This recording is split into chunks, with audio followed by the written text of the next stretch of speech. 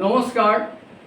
Today I am going to tell you the next subsequent part of my autobiography, Mor Jion Mor Kotha. And in this part, actually I am going to tell you the how different types of fishing gears I constructed during my actually student life.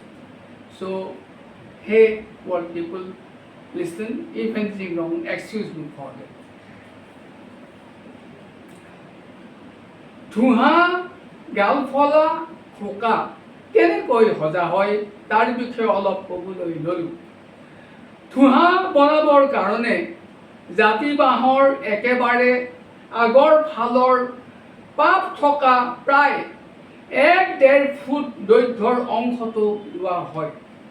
ঠুহাটো বনাওঁতে বাঁহ টুকুৰাটোৰ ফোপোলা অংশৰ মূৰৰ পৰা প্ৰায় পাপটোৰ গুৰিলৈ সৰু চোকা নলীয়া কটাৰীৰে আধা ইঞ্চিতকৈ অলপ কম বহলৰ এটা সৰু ফাঁক কৰা হয়, যাতে ওপৰৰ পথাৰ ডৰাৰ পৰা তলৰ ডৰালৈ সৰু পোনা মাছৰ লগত সহজে পানীখিনি আহে আৰু ঠুহাটোৰ ভিতৰত মাছখিনি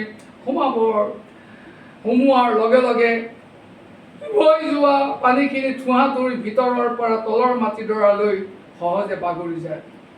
ৰাতি পঢ়া শুনা শেষ হোৱাৰ পিছত ঠুহাটোৰ মুখৰ ফালৰ ঘূৰণীয়াকৈ থকা চাৰিওফালৰ এই বহল বহল কাঁচিবোৰক পকা অঙঠাত অতিকৈ গৰম কৰা শিলৰ পটাগুটি এটাৰে কচুপাত এখিলাত তলত লৈ অতি লাহে লাহে সাৱধানে বাহিৰলৈ যিমান পাৰোঁ ভাঁজ লগাই মুখখন বহল কৰা হয়, কাৰণ বহল মুখখনে ঠুহাৰ ভিতৰত পানীৰ সোঁতটো অতি জোৰকৈ বোৱাই আৰু সহজে মাছবিলাকক ভিতৰলৈ আনে।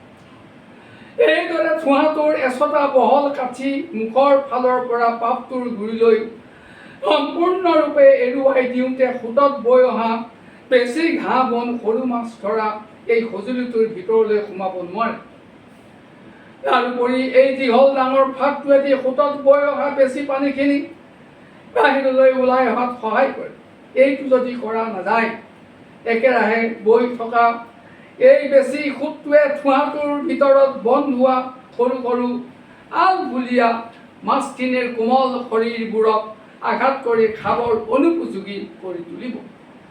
অন্য এটা বাঁহেৰে সজা মাছ ধৰা সঁজুলি হ'ল গালফলা। গালফলা মানে এই মাছ মৰা সঁজুলিটোৰ গালখন ফলা। সাধাৰণতে গালফলাবিলাক আহাৰ, শাওণ, ভাদ আৰু পহিলা আহিন মাহত ৰোৱা থকা পথাৰবিলাকৰ সৰু সৰু লোৰবিলাকত পাতি মাছ ধৰা যায়। যিদিনা ৰাতি দবা পিটা বৰষুণ হয়, সেইদিনা পথাৰৰ মাটিবিলাক পানীৰে চপচপীয়া হয় আৰু পথাৰত পানীৰ সোঁত বেছি হয় আৰু মনৰ আনন্দতে মাছবোৰে পথাৰৰ বাঢ়নি পানীত উজাই আৰু ভটিয়াই খুব জোৰেৰে অহা যোৱা কৰে।